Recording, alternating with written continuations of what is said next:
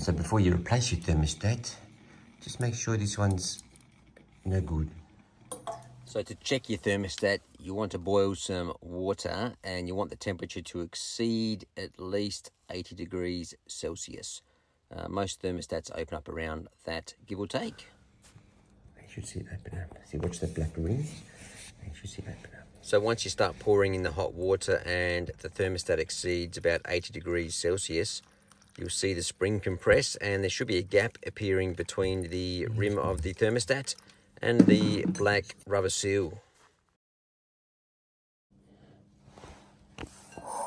You see that rubber seal? Yeah. See the rubber seal's moved? Oh yeah, I can see a gap see, now. the big gap now. Yeah, I can so see that's working real fine.